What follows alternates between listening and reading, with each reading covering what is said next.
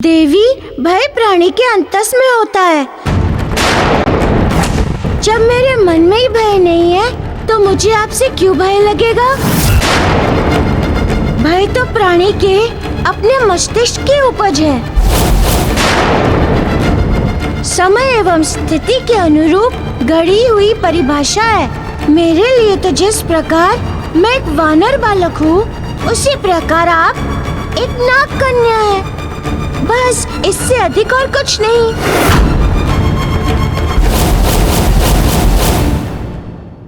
भय तो तुम्हें उस समय ग्रसेगा वानर बालक, जब मैं तुम्हें डसूंगी और मृत्यु को तुम अपने समक्ष विकराल रूप में खड़ा देखोगे। तब जानोगे कि भय क्या होता है तथा उसका रूप कैसा होता है।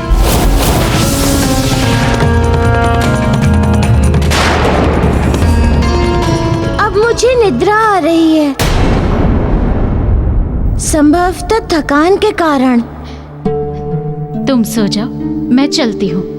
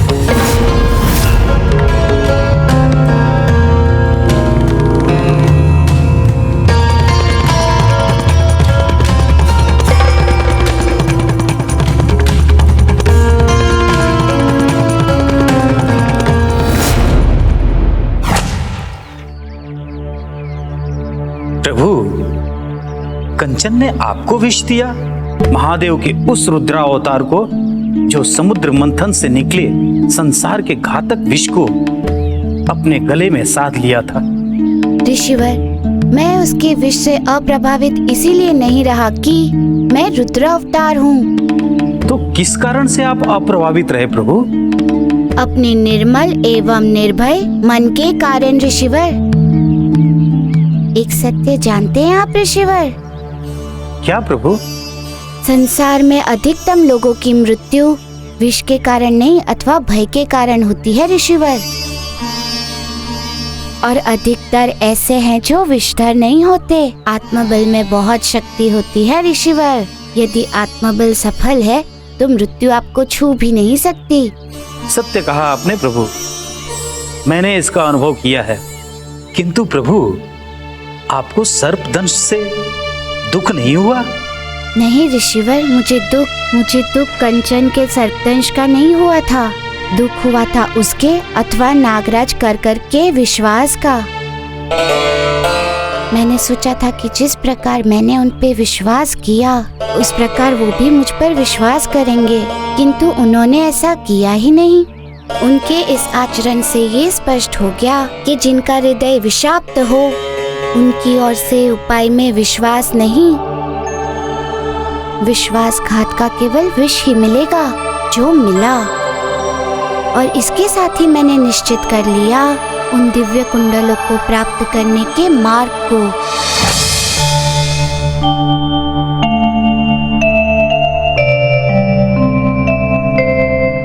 बड़ी गहरी नींद आ गई थी।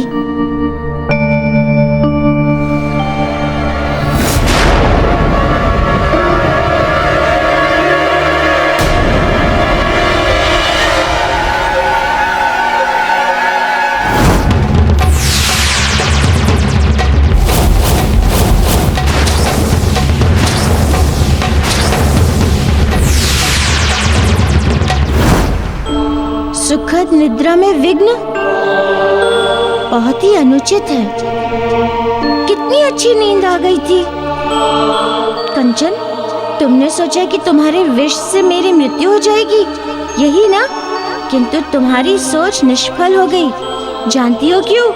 क्योंकि मैं रुद्र अवतार हूँ, भगवान शिव का एकादश अवतार।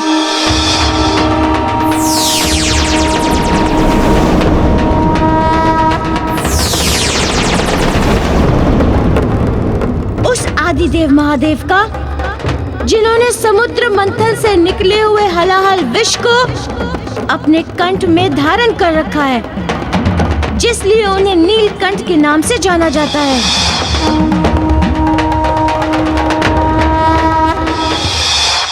जिनके नाग आभूषण हैं, जिन्होंने नागों की सदैव रक्षा की है, तथा जिन्हें नागों ने वचन दिया है कि जिस भी प्राणी में शिव का तत्व होगा, उस प्राणी पर किसी भी विष का कोई प्रभाव नहीं होगा।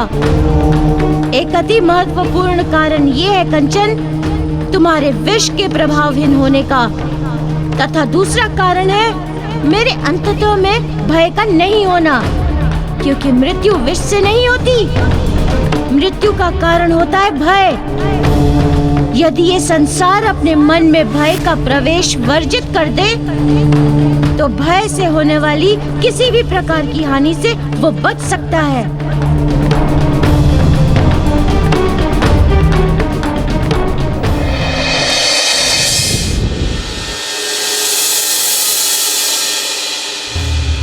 महाराज कर्कट, शुभ समाचार है। मैं अपना प्राण घातक विष उस वानर बालक की धमनियों में उतारने में सफल हो गई हूँ। अब वो अपनी चिर निद्रा से कभी नहीं जाग पाएगा। उत्तम, अति उत्तम। आपसे ये अपेक्षा नहीं थी महाराज कर्कट।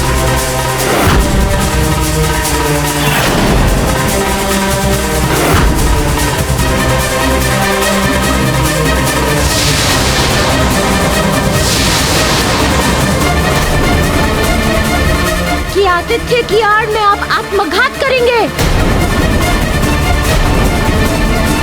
आप विश्वास का फल विष दंश देंगे।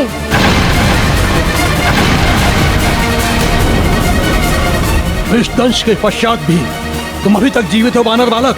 और तब तक जीवित रहूंगा महाराज, जब तक उन कुंडलों को तुमसे लेकर जिसका है उस तक पहुंचा न दूं।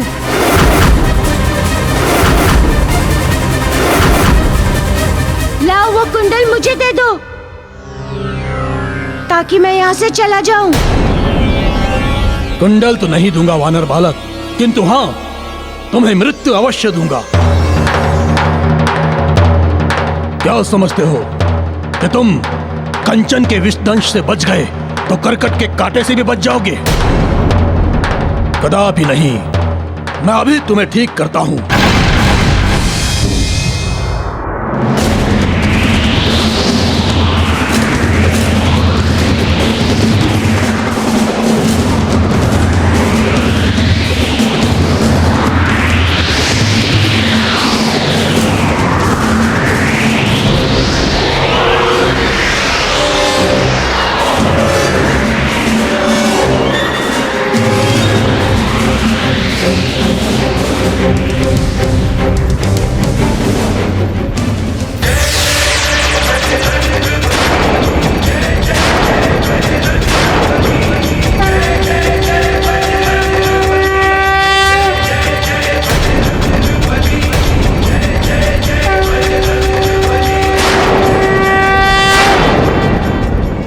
व्यर्थ हो गया।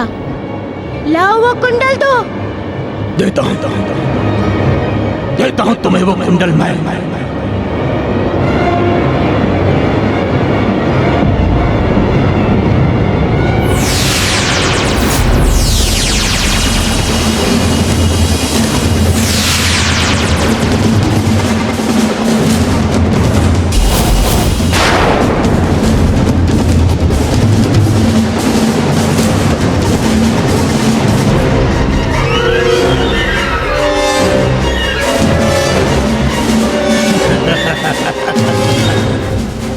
तुम्हें विष एवं मृत्यु के अतिरिक्त और कुछ नहीं प्राप्त होगा यहाँ से ले जाने हेतु वानर बालक।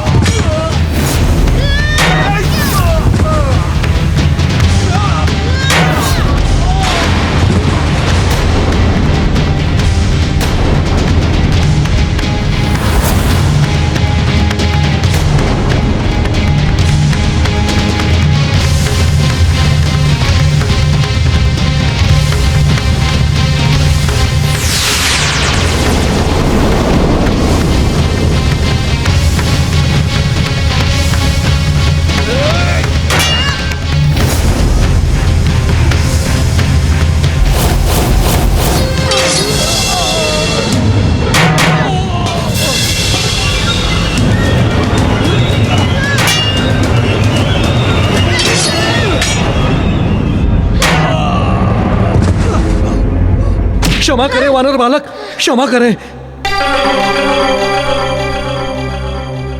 करकट, तुझे मारना मेरा उद्देश्य नहीं है। मेरा लक्ष्य केवल उन दिव्य कुंडलों को तुमसे प्राप्त करना है, क्योंकि वो किसी के धरोहर हैं। लाओ, वो कुंडल मुझे वापस करो। दे दूंगा, उन कुंडलों को तुम्हें दे दूंगा। वे दिव्य कुंडल उस कक्ष में है, जाकर ले लो।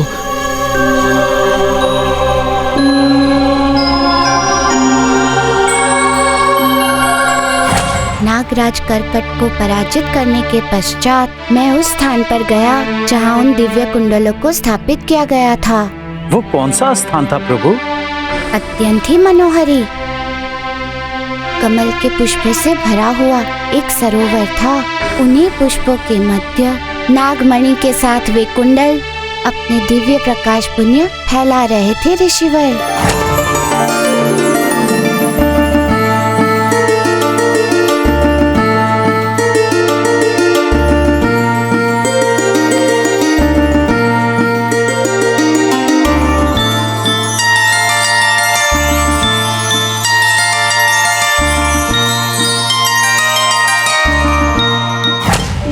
प्रभु, उन लोगों ने उस दिव्य कुंडलों को उस स्थान पर क्यों स्थापित किया था जहां उनकी नागमणि स्थापित थी?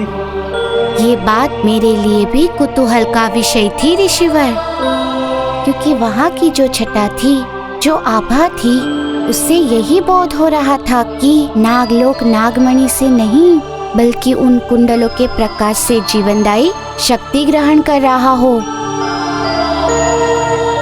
किंतु इस बात की तय में जाने का उस समय मेरे पास समय भी नहीं था। मेरे सम्मुख केवल एक ही उद्देश्य था, उन कुंडलों को लेना अथवा उस तपस्विनी को वापस देना तथा अपने वचन पर खड़ा उतरना। ये इन कुंडलों की आभा है।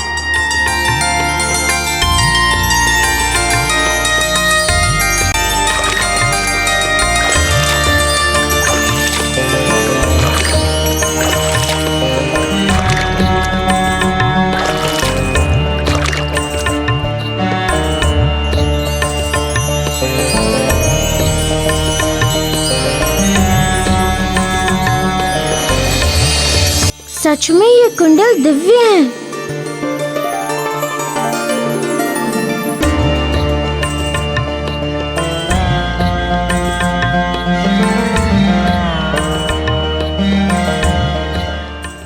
देवी सन्यासिनी, मैं आ रहा हूँ।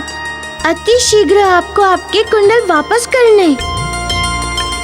अब आपको मृत्यु वरण करने की कोई आवश्यकता नहीं है, क्योंकि मैंने उन कुंडलों को कुपात्र के हाथों से प्राप्त कर लिया है। क्षमा करें गुरुदेव। मैं आपके आदेश पालन में विलम्ब हो रहा हूँ, किंतु क्या करूँ? जब भी सिद्धि लोक के मार्ग पर बढ़ता हूँ, तब भी कोई ना कोई विपदा आकर मेरे पैरों में बेड़ियां डाल देती है। आशीर्वाद दीजिए कि मैं इन कुंडलों को सकुशल वापस लौटा दूं तथा अपने वचन को पूरा करूं तथा आपके आदेश पालन के मार्ग पर बढ़ जाऊं। हनुमान, तुम नहीं जानते कि ये सिद्धि प्राप्त करने की परीक्षा है।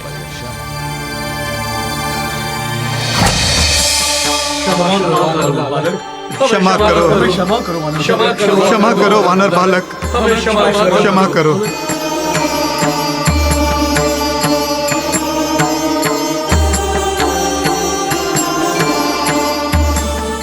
महाराज कर्कट तथा नागलोक के समस्त नागों, मैं आप सबसे क्षमा प्रार्थी हूँ कि मैं आपके लोक से इन कुंडलों को ले जा रहा हूँ। मैं जानता हूँ कि इनके जाने से आपको अपार दुख होगा, किंतु क्या करूँ? ये कुंडल आप लोगों से अधिक उस सन्यासिनी के लिए अत्यधिक आवश्यक एवं प्रमुख है।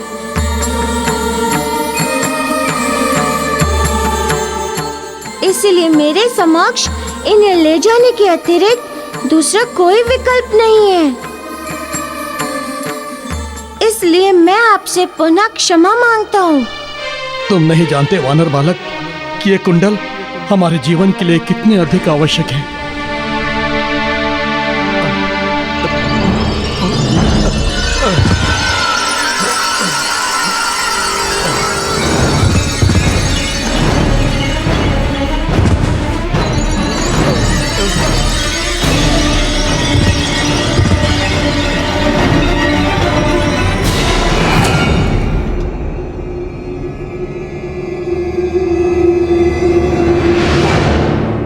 महाराज कर्कट, क्या हुआ? आप सब लोग अचेत क्यों हो गए? अचानक क्या हो गया आप सबको? वानर बालक, इन कुंडलों से हमारे जीवन की डोर बंधी हुई है। इन कुंडलों से हमारे जीवन की डोर बंधी हुई है। ये गए तो हमारी सांसें गई।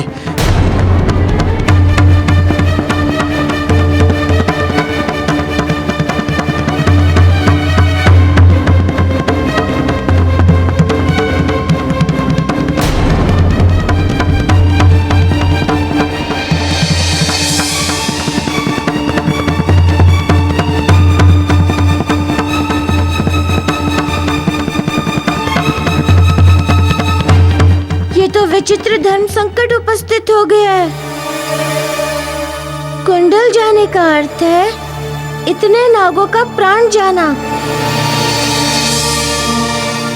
एक प्रकार से हत्या। मुझे इनका जीवन बचाने हेतु इन कुंडलों को पुनः वहीं स्थापित करना होगा।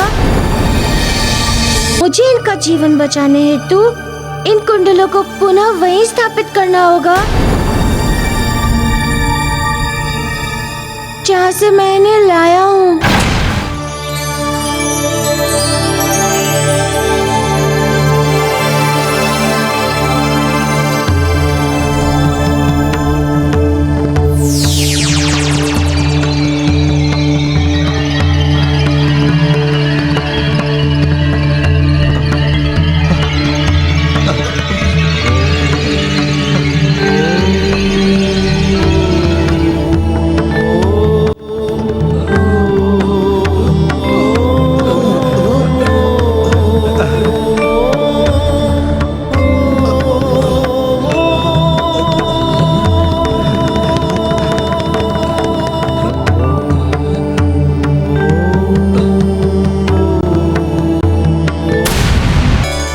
ऋषिवर, जब मैं उन कुंडलों को लेकर कक्ष से बाहर आया तो नागलोक का दृश्य ही कुछ और था।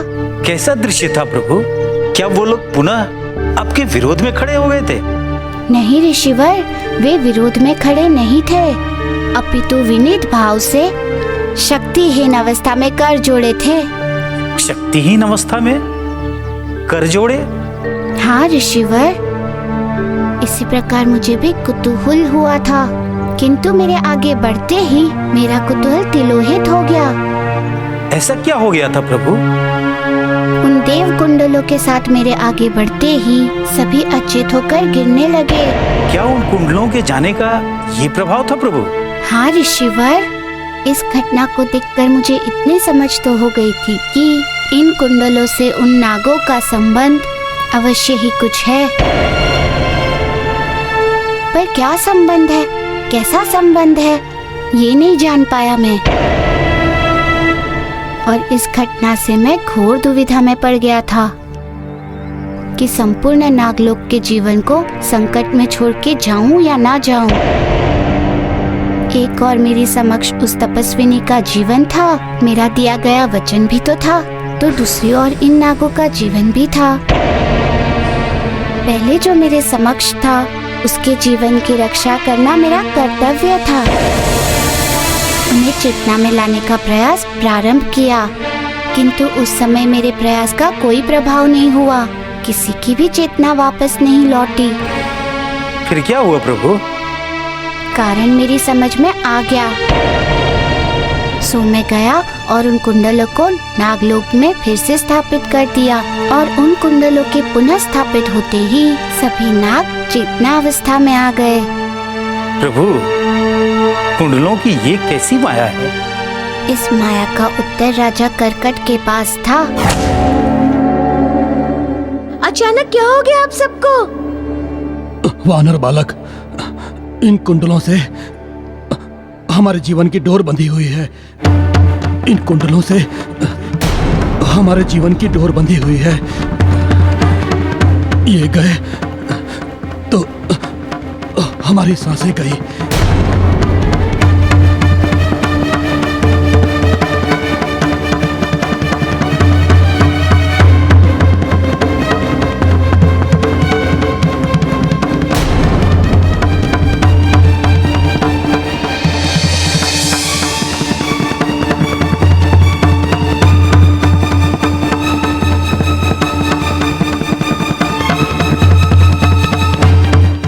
विचित्र धर्म संकट उपस्थित हो गया है। कुंडल जाने का अर्थ है इतने नागों का प्राण जाना, एक प्रकार से हत्या। मुझे इनका जीवन बचाने हेतु इन कुंडलों को पुनः वहीं स्थापित करना होगा। एक बात मैं समझ नहीं सका महाराज कर्कट। क्या? यही कि इन कुंडलों से आप लोगों का जीवन किस प्रकार जुड़ा हुआ है, जबकि इसके पहले तो वो कुंडल उस सन्यासिनी के पास थे।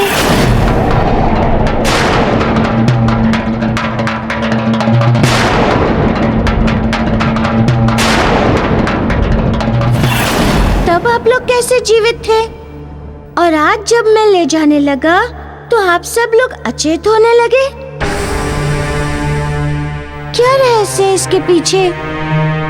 वानर बालक, रहस्य केवल इतना है कि हम नागों में नागमणि होती है। नागमणि में हम नागों की सारी शक्तियां संचित रहती हैं, उसी से हमें शक्ति प्राप्त होती है। तो क्या वो नागमणि है? नहीं, किंतु वो नागमणि के समान है। हमारी नागमणि चोरी हो गई। चोरी? हाँ, चोरी, और तभी से हम शक्तिहीन हो गए। एक दिन की बात है, मैं धरती लोक गया था। तब मैंने उन कुंडलों को दस्युओं के हाथ में देखा था और अनुभव किया उसी दिव्य शक्ति को जो हमारे नागमणि में थी। तब मैंने इन्हें उन डाकुओं से छीन लिया और लाकर अपने लोक में स्थापित कर दिया। स्थापित करते ही हमें वो शक्ति प्राप्त होने लगी जो नागमणि से प्राप्त होती थी। और पुनः आप जैसे ही इन्हें लेकर जाने लगे, हम शक्तिहीन हो गए। यदि आप इन कुंडलों को नागलोक से लेकर गए तो निश्चित ही हमारा जीवन नहीं बचेगा। निर्णय आपके हाथ में है कि आप हमें जीवन देंगे या मृत्यु।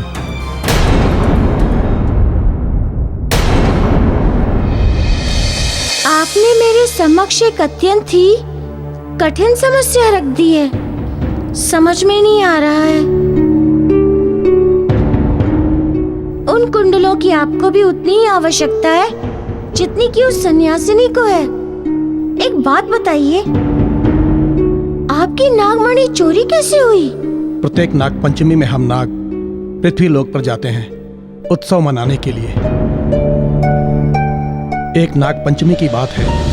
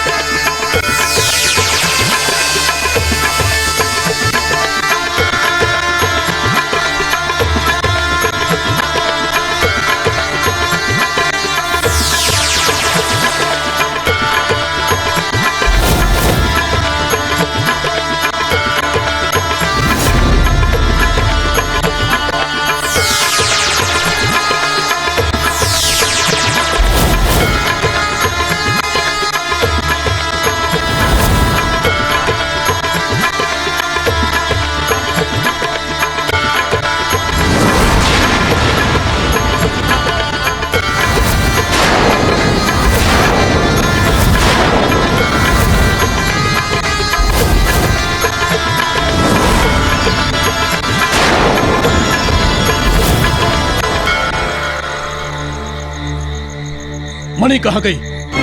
मणि कहाँ गई? ढूंढो उसको चारों तरफ, ढूंढो।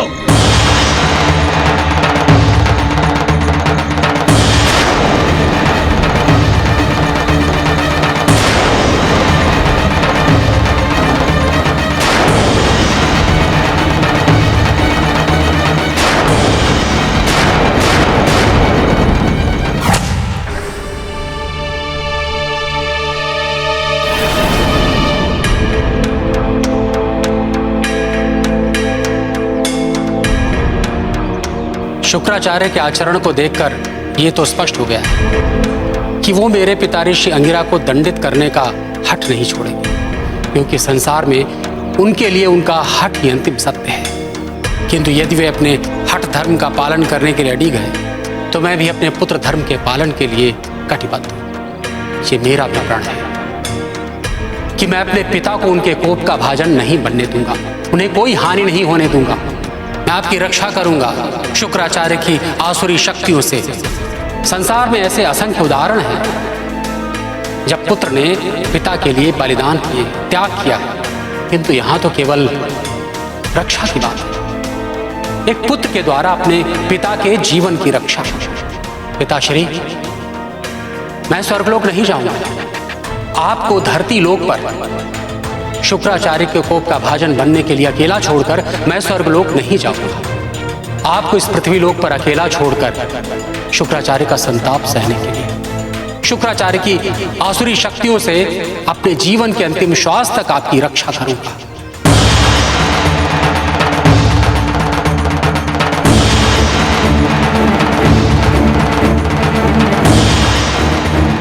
अब मेरे तप बल के रक्षा कवच के कारण कोई भी आसुरी शक्ति मेरे पिता के अष्ट सिद्धि कथा श्रवण में कोई भी बाधा उत्पन्न नहीं कर पाएगी।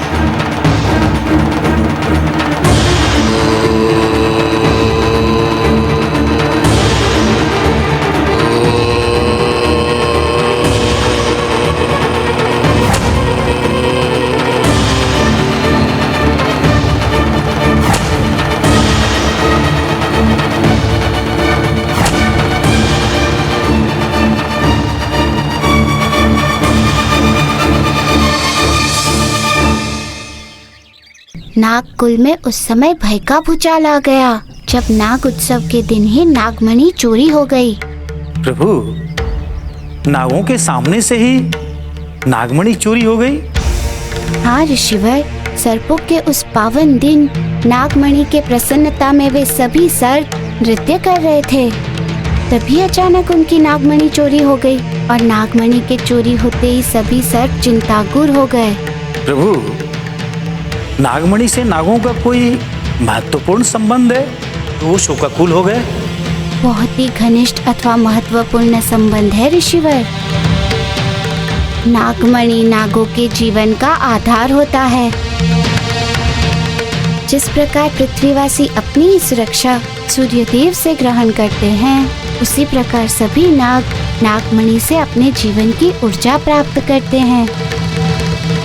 नागमणि के अभाव में उनकी शक्ति क्षीण होने लगती है तथा वे धीरे धीरे मृत्यु को प्राप्त हो जाते हैं। ये तो नागलोक के लिए बहुत बड़ा संकट था प्रभु। हाँ ऋषिवर, नागमणि के चोरी होते ही सभी सर्पों की शक्तियाँ क्षीण होने लग गई। तो उसे उन लोगों ने ढूंढा नहीं प्रभु? बहुत ढूंढा, किंतु कहीं नहीं मिला उन्हें नागमणि। दुर्बल अवस्था में वो किसी भी प्रकार अपने लोक पहुँचे। यहाँ आने के उपरांत उनका प्राणांत होने ही वाला था कि उन्हें तभी वे कुंडल प्राप्त हो गए तथा उन कुंडलों के माध्यम से उनमें जीवन संचारित होने लगा। जब इस सत्य की अनुभूति नागराज कर्कट को हुई और वो मेरे सम्मुख आए और मुझसे विनती की, किंतु नागमणि हम ढूंढ नहीं पाए। ये तो निश्चित है कि नागमणि पृथ्वी लोक पर ही है। कहाँ है केवल स्थान का पता नहीं। नागमणि के अभाव में घोर संकट में जीवन जी रहे थे हम, तभी वो कुंडल हमें मिले और हमारे जीवन में स्फूर्ति आ गई। यदि आप उसे लेकर जाना चाहते हैं तो ले जाइए, मैं नहीं रोकूंगा आपको। नहीं, मैं आप लोगों के जीवन को संकट में नहीं डालूंगा। उन कुंडलों को मैं नहीं ले जा सकता। यदि मैं आपकी नागमणि वापस ले आऊं तो तब तो आपको उन कुंडलों की आवश्यकता नहीं होगी ना? नहीं, तब हमें इनकी कोई आवश्यकता नहीं। लेकिन हमारी नागमणि का पता लगाना बहुत ही कठिन है। अवश्य होगा कठिन, किंतु इसके अतिरिक्त हमारे पास दूसरा कोई मार्ग नहीं है। मुझे तो अब दोनों लोगों का जीवन बचाना है। वहाँ उस पृथ्वी लोक पर उस स्त्री का भी और यहाँ आपका। और जीवन तभी बचेगा जब मैं आपकी नागमणि ढूंढकर शीघ्र अतिशीघ्र यहाँ ला दूं और उस सन्यासिनी को कुंडल वापस कर दूं। अच्छा, तो अब आज्ञा दीजिए। ठहरिए मारुति। हाँ बताइए। वैसे तो ये पता लगाना कि पृथ्वी लोक पर हमारी नागमणि कहाँ है अत्यंत ही कठिन है, क्योंकि जिसने भी इसे चुराया होगा छिपा कर रखता होगा कि कोई पता न लगा सके। किंतु मास के एक दिन वो इसे अवश्य ही बाहर निकालता होगा, पूर्णिमा के दिन। क्यों? केवल एक ही दिन क्यों? वो भी केवल पूर्णिमा के ही दिन? क्योंकि चंद्र के प्रकाश में नागमणि को बाहर निकालना अत्यंत ही आवश्यक है। नागमणि चंद्र से ही प्रकाश और शक्तियां ग्रहण करती है और सौभाग्य से कल ही पूर्णिमा है। नागराज कर्कट से सत्य जानने के उपरांत मुझे ये बोध हो गया कि दस्यु से उन कुंडलों को प्राप्त कर नागराज कर्कट ने अधम अथवा कोई अनुचित कार्य नहीं किया था, बल्कि एक प्रकार से उन्होंने अपनी रक्षा ही तो की थी। सो कैसे प्रभु? वहाँ उस नागलोक में उन दिव्य कुंडलों की शक्ति का सदुपयोग तो हो रहा था, उनसे उनको जीवन तो प्राप्त हो ही रहा था। इसलिए मैंने ये निर्णय लिया कि ये कुंडल नागलोक में तब तक रहेंगे जब तक कि मैं उस नागमणि को खोजकर यहाँ नहीं ला देता।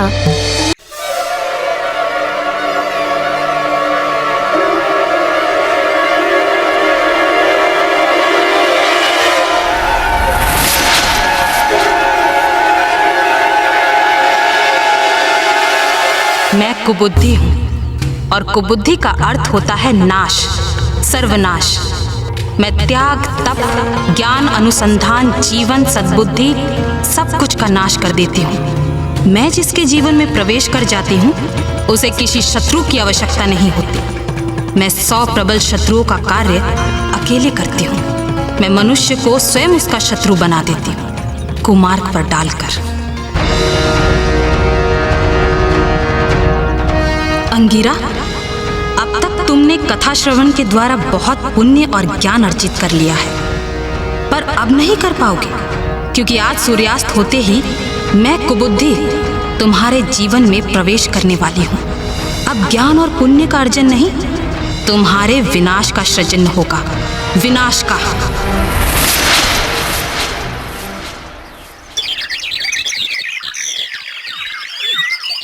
ऋषिवर, सूर्यास्त का समय हो गया, इसलिए आज की कथा को मुझे यहीं विश्राम देना होगा।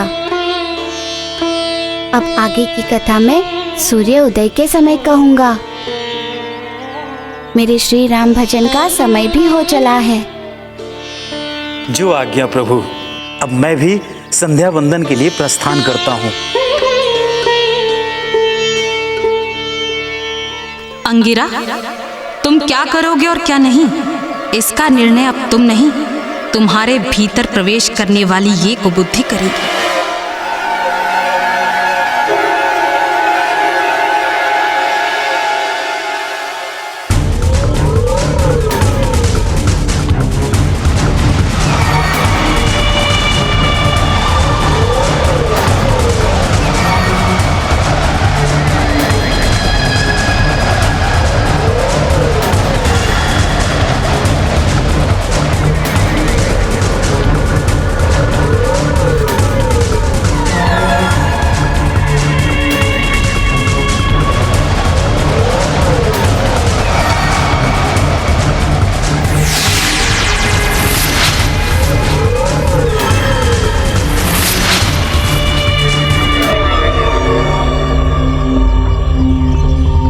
क्यों हुआ? मैं अंगिरा की बुद्धि में प्रवेश क्यों नहीं कर पाई कि शक्ति ने मुझे अंगिरा के जीवन में प्रवेश करने से रोक दिया? मुझे अविलंब गुरुदेव शुक्राचार्य से बात करनी होगी।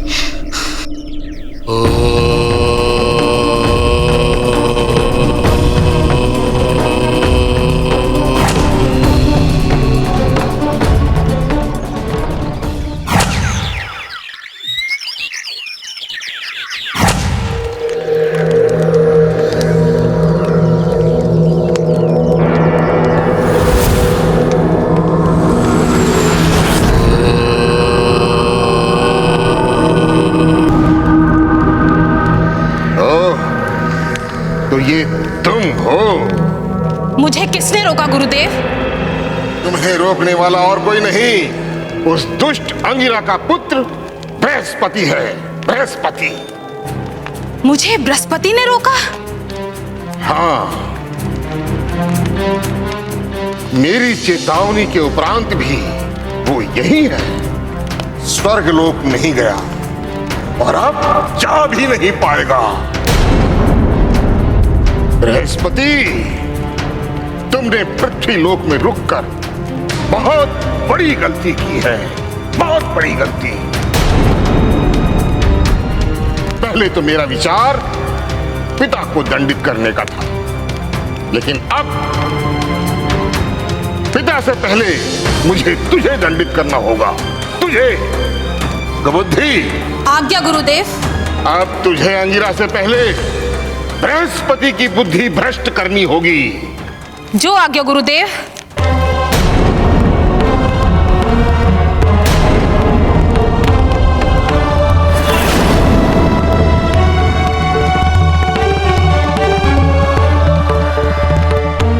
बृहस्पति का कुबुद्धि के वशीभूत होने का अर्थ है स्वर्ग पर मेरी विजय, क्योंकि बृहस्पति की ही योजना, बुद्धि और यज्ञ के कारण ही स्वर्ग और स्वर्ग के वासी देवता मुझसे आज तक बचते आए हैं, किंतु अब नहीं बच पाएंगे, क्योंकि अब मैं सहजता से ही स्वर्ग लोक पर अपना अधिकार कर लूंगा, सहजता से ही।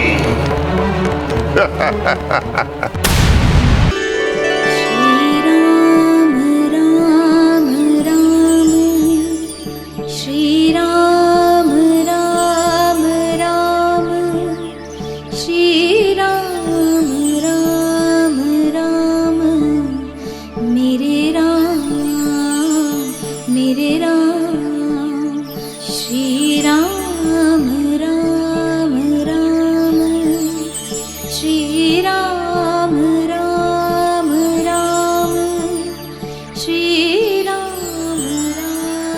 प्रभु,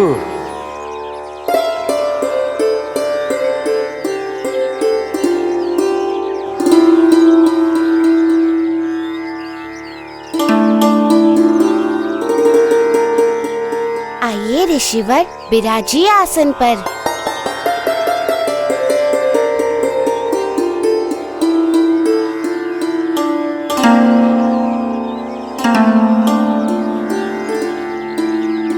प्रभु, मैं जैसे जैसे अष्ट सिद्धि की कथाएं सुन रहा हूं, मेरे अंतःकरण में एक अद्भुत परिवर्तन हो रहा है।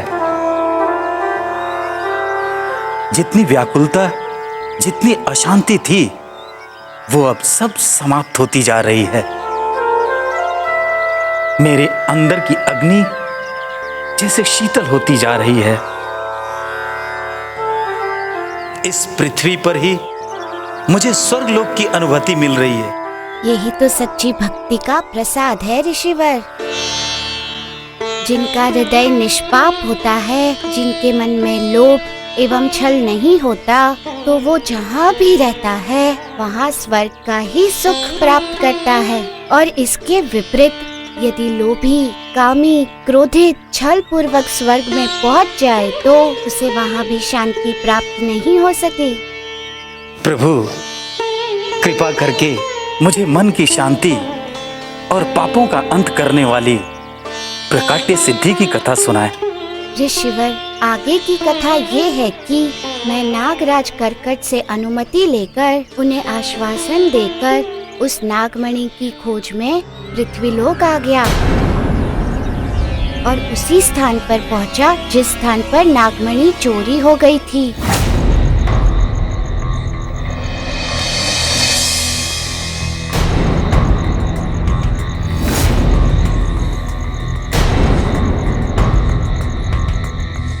आज पूर्णिमा है तो फिर चंद्रदेव अब तक दिखाई क्यों नहीं दे रहे?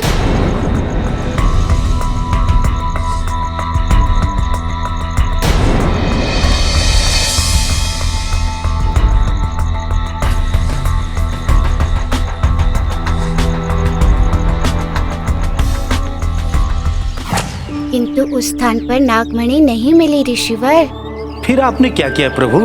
प्रतीक्षा, क्योंकि इसके अतिरिक्त मेरे समक्ष दूसरा कोई उपाय नहीं था।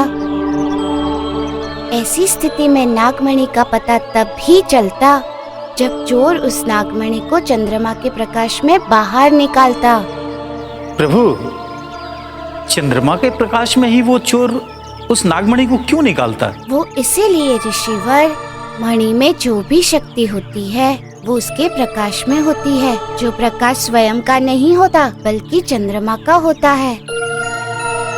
यदि चंद्रमा का प्रकाश उसे प्राप्त नहीं होता है तो उसकी शक्ति, जो उसकी चमक है, वो विलुप्त हो जाएगी तथा वो मणि एक साधारण पत्थर के अतिरिक्त और कुछ भी नहीं रह जाएगा। इसीलिए मणि को चंद्रमा का प्रकाश प्राप्त करना अति आवश्यक होता है। केवल चंद्रमा का प्रकाश ही क्यों प्रभु? सूर्य के प्रकाश से भी तो उसे रोशनी मिल सकती है। ऋषिवर, सूर्य के प्रकाश में जीवन तत्व होते हैं, जबकि चंद्रमा के प्रकाश में ऐश्वर्य तत्व की प्रसिद्धा होती है।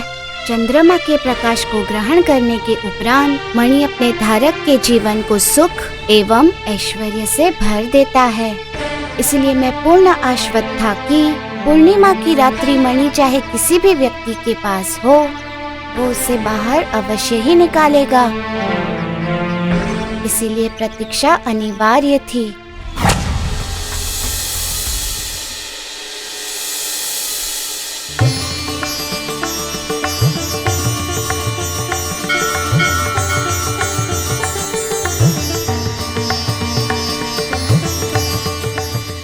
प्रणाम चंद्रदेव।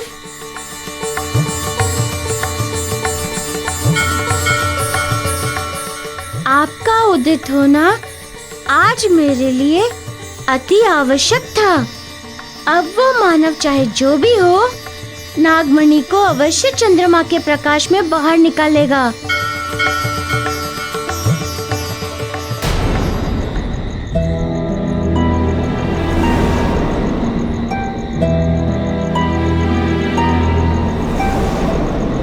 चांद के प्रकाश की एक किरण कहाँ जा रही है? अवश्य नागमणि की ओर जा रही है ये किरण। इसका अर्थ ये हुआ कि वो नागमणि अवश्य ही किसी आसपास के नगर में है। मुझे शीघ्र पहुंचना होगा वहाँ।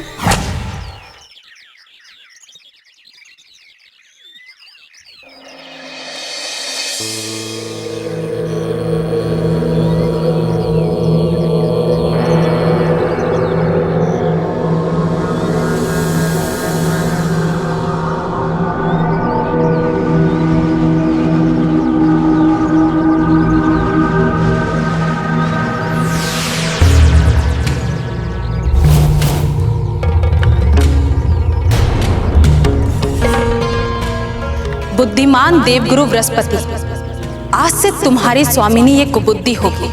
आज तक तुम संसार को अपने मार्ग पर चलाते आए हो, किंतु आज से तुम मेरे मार्ग पर चलो, क्योंकि मैं अब तुम्हारे शरीर में प्रवेश करने वाली हूं। ठहरो।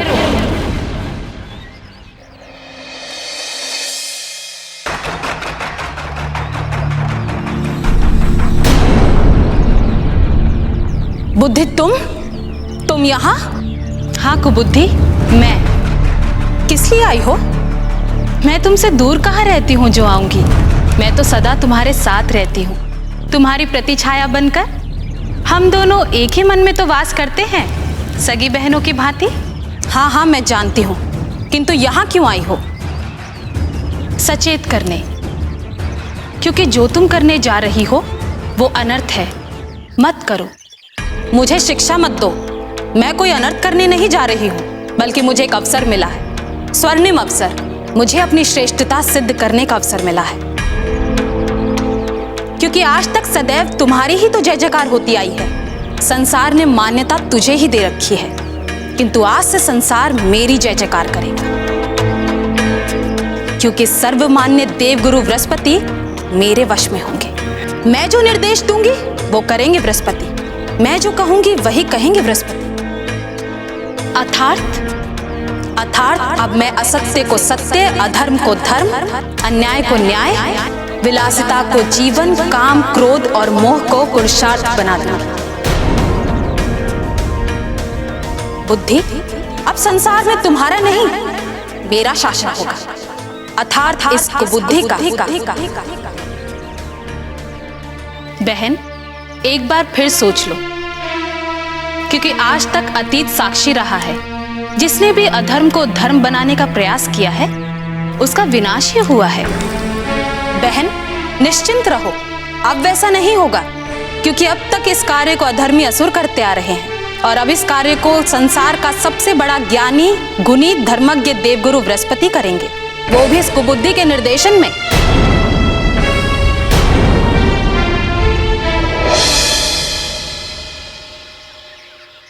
ऋषिवर, जिसने भी उस नागमणि को चुराया था वो बहुत ही चतुर था। वो कैसे प्रभु? उसकी चतुराई ये थी कि वो बहुत ही निरतम समय के लिए वो उस मणि को चंद्रमा के प्रकाश में निकालता था, ताकि कोई उस तक पहुंच न पाए। एक पूर्णिमा की रात्रि नागराज कर्कट ने भी उस मणि तक पहुंचने का प्रयास किया था, किंतु असफल रहे। वो तो ढूंढ सकते थे, फिर वो क्यों नहीं ढूंढ पाए? क्योंकि जब वो उस मणि के पास जाने के लिए आगे बढ़ते, उस चोर को आभास हो जाता था और वो उस मणि को चंद्रमा के प्रकाश से हटा लेता था, और चंद्र किरण से मणि को हटाते ही मणि का प्रकाश लुप्त हो जाता था, और उसके साथ ही उस तक पहुंचने का मार्ग भी बंद हो जाता था। इसलिए वो कभी भी मणि को खोज नहीं पाए। मैं इस तथ्य को जानता था, इसलिए मैं शीघ्र उस मणि तक पहुंचने के लिए प्रकाश की दिशा में दौड़ने लगा। आज पूर्णिमा है तो फिर चंद्रदेव अब तक दिखाई क्यों नहीं दे रहे?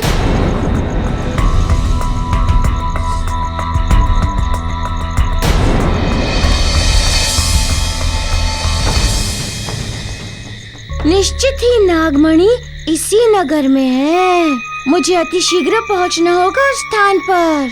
अन्यथा वचन एवं परिश्रम दोनों व्यर्थ हो जाएंगे।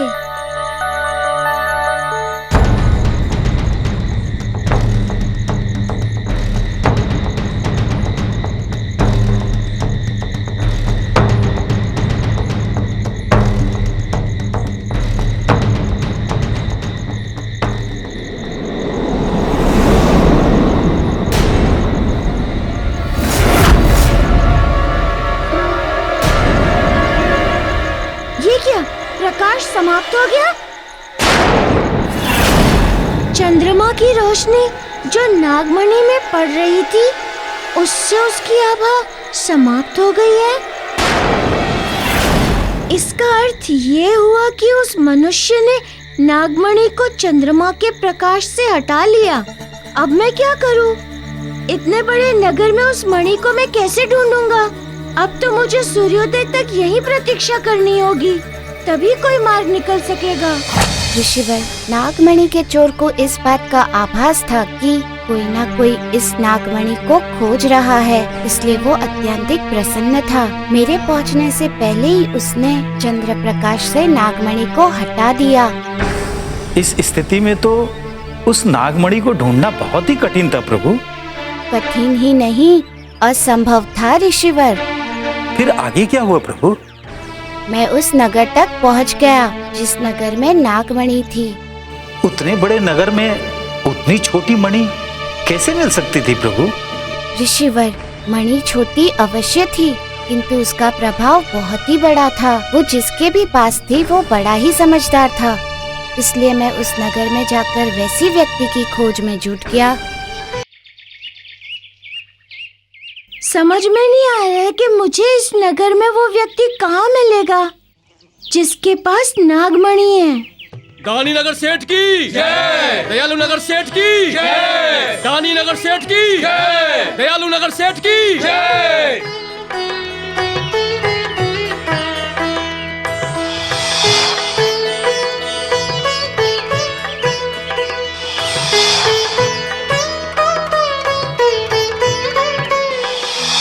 आप ये जय घोष सुन रहे हैं नगर सेठ? हाँ, अरे आज इनको मैं धन देकर इनके ऊपर ऋण का बोझ लाद रहा हूँ, कल वसूल लूंगा। समझे? नहीं देने पर इनका घर और धरा सारे अपने अधिकार में ले लूंगा। जीवन भर इनसे अपनी सेवा कराऊंगा। समझे? सारे अधिपत्य मेरे होंगे। जीवन भर के लिए इनको मैं अपना दास बना लूंगा और मेरी सेवा करेंगे ये लोग। समझे?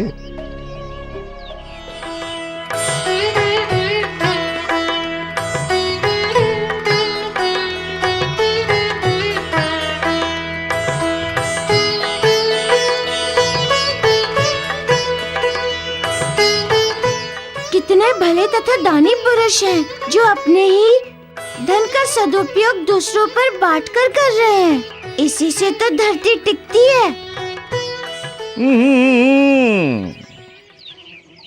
ऐसे पुरुषों से धरती टिकने लगी तब तो हो गया बड्डा धार नेकी का, भलाई का, सच्चाई का। क्यों काका, ऐसा क्यों कह रहे हो? धन बांटना तो सत्कर्म है, पुण्य का काम है, नेकी का काम है। काहे की नेकी और पुण्य का काम? रातों रात कुबेर का भंडार मिल जाए तो कोई भी ऐसा दानी हो जाए तथा ऐसा धर्मात्मा। अरे कल तक तो मेरे ही साथ खेतों में काम करता था, आज अचानक से नगर सेठ बन गया। मुझे तो पूर्ण विश्वास है या तो इसने किसी का धन चुराया है अथवा नागमणि चोरी की है, या तो इसने किसी का धन चुराया है अथवा नागमणि चोरी की है।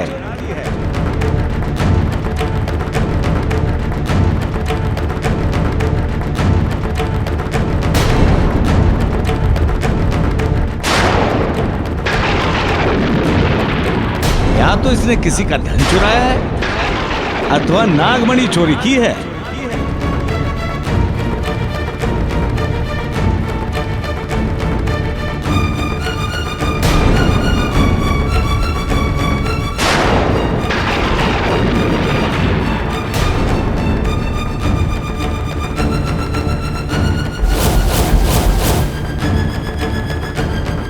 अन्यथा कैसे हो सकता है ऐसा चमत्कार? ये क्या कह रहे हैं आप? सत्य ही कह रहा हूँ। अभी नाग पंचमी तक ये मेरे साथ खेतों में काम करता था और आज नाग पंचमी के बाद अचानक से ये परिवर्तन आ गया। अब ना तो कोई आसमान ही टूटा है और ना ही धरती फटी है, तब फिर ये अचानक से हुआ कैसे? सोचने वाली बात नहीं है क्या? नाग पंचमी? हो ना हो, इसी व्यक्ति ने चुराई है वो नागमणि।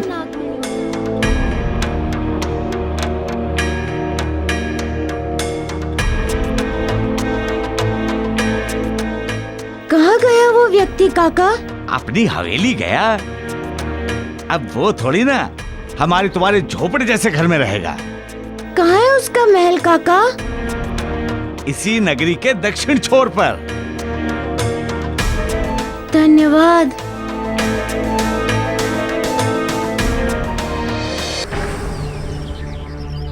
ऋषिवर, इस संसार में अपनी श्रेष्ठता सिद्ध करने का मनुष्य का स्वभाव होता है।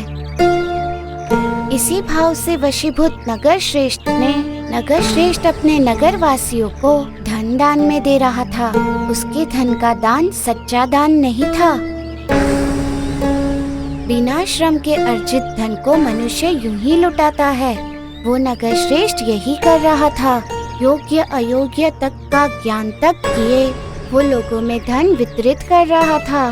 ऐसे वितरण को दान नहीं, प्रदर्शन कहलाया जाता है ऋषिवर। इतना प्रचुर धन था उसके पास प्रभु? यही तो सोचने वाला विषय था ऋषिवर, क्योंकि पूर्तक का एक साधारण कृषक आज अचानक धनरक्षक कैसे बन गया होगा। और इसी बिंदु ने मेरी सारी समस्याओं का समाधान कर दिया। सो कैसे प्रभु? ऋषिवर, श्रम से कोई व्यक्ति इतनी जल्दी रातों रात धनी नहीं हो सकता। एक बीज को भी एक वृक्ष का रूप लेने में समय लगता है ऋषिवर। कुछ ही समय के अनुरूप अथवा अनुकूल ही फल की प्राप्ति होती है और ये घटना नियम के विपरीत थी।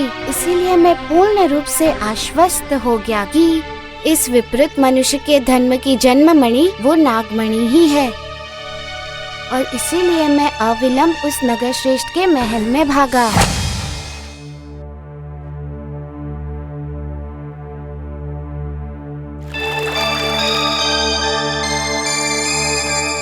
इतना भव्य महल इतने कम समय में भला कोई कैसे निर्मित कर सकता है?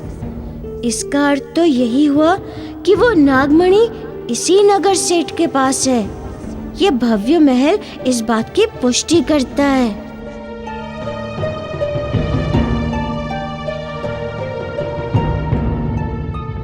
क्या ये हवेली नगर सेठ की है? हाँ, और यदि तुम्हें भी धन चाहिए वानर बालक तो कल आओ। ना अभी धन मिलेगा और ना ही दर्शन। किंतु सैनिक भैया, मुझे नगर सेठ से अभी मिलना है। वो जंगल की ओर से पास वाले गांव में गए हैं। धन्यवाद। उस सैनिक ने तो कहा था कि वो नगर सेठ इसी ओर गया है और मैं आया भी तो हूँ उसी की बताई दिशा में। फिर वो नगर सेठ गया कहाँ? कहीं दिखाई नहीं दे रहा।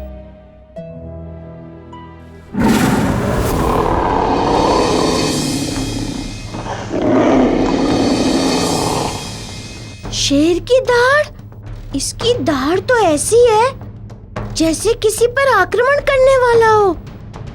कहीं वो नगर सेठ को अपना शिकार?